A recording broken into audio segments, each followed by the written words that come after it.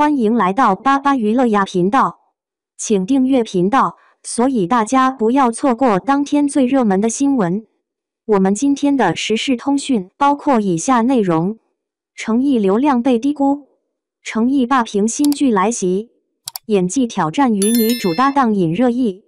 最近这段时间，诚意又成了大家茶余饭后的谈资。你说吧，这人真是勤快的让人羡慕。一下子几部新剧接踵而至，把武侠、仙侠、动作和权谋全都占齐活了。这么一大波好戏扑面而来，还不够咱们粉丝乐呵的。可话说回来，他这回能不能继续撑住观众的期待，那还得从演技和角色塑造上见分晓。而且啊，每次这种热闹场面，女主角们总免不了被拿出来讨论两句。不是夸颜值就是挑刺表演，对吧？所以今天我们就挨个聊聊这些作品，也顺便看看搭档的问题。先提《富山海》。说到这部剧，我跟你讲，可是真心火了一把。莲花楼才刚播完，大伙对他的新作直接搬着小板凳等开播了。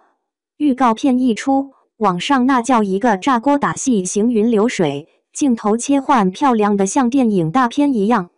这次最绝的是诚意居然挑战了一人分饰三角，你品品，这工作量堪比3份工资啊！不过有意思的是，大部分好评集中在他的表演上，而古力娜扎呢，就显得有点尴尬。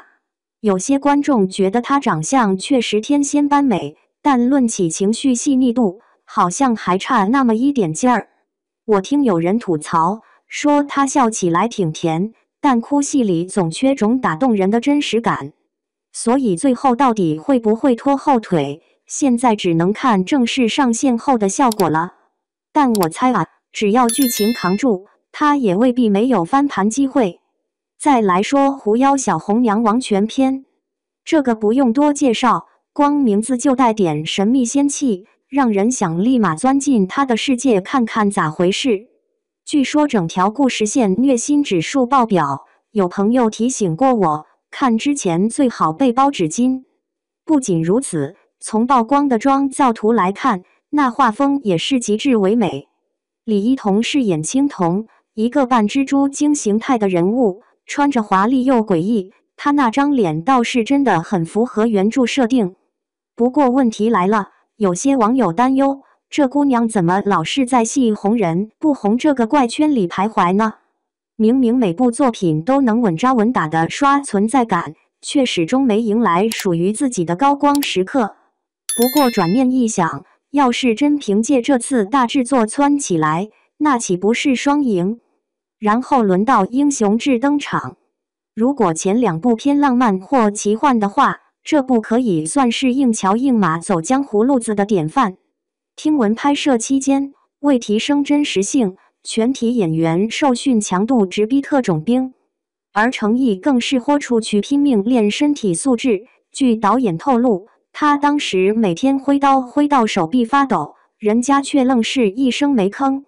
难怪后来试映会上有人调侃，说他的武器简直像常在手上的延伸部分似的自然流畅。这回搭档依旧少不了李一桐。两人在荧幕上组成情侣 CP， 小眼神互动非常甜蜜。当然啦，相比缠绵悱恻的小情节，更吸引人的还是那些拳拳到肉、生死较量的大场面，很燃很过瘾。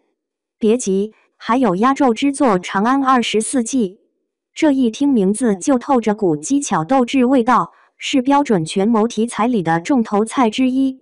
从目前放出的消息来看，他以复杂人物关系为基底，通过层层阴谋反转展示古代朝堂背后的暗涌波澜。据业内人士分析，这是一次全面考验演员功底的大挑战，因为每个人物都有丰富内核，需要细腻表达。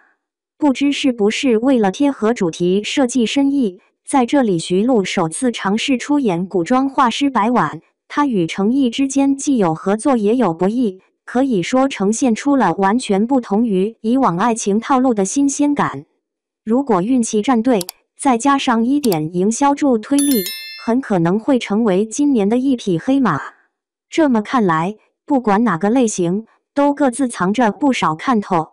一方面嘛，我们可以期待在各种背景故事中看到更多样化的角色碰撞；另一方面，又忍不住琢磨，到底哪位女演员最终能够乘势崛起，脱颖而出？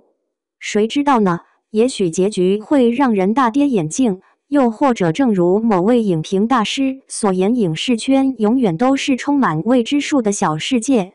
不过你问我怎么看，我倒觉得只要剧情在线，配乐拉满，加上服化道靠谱发挥，即使单靠男主一个人的表现，也足够撑住台面。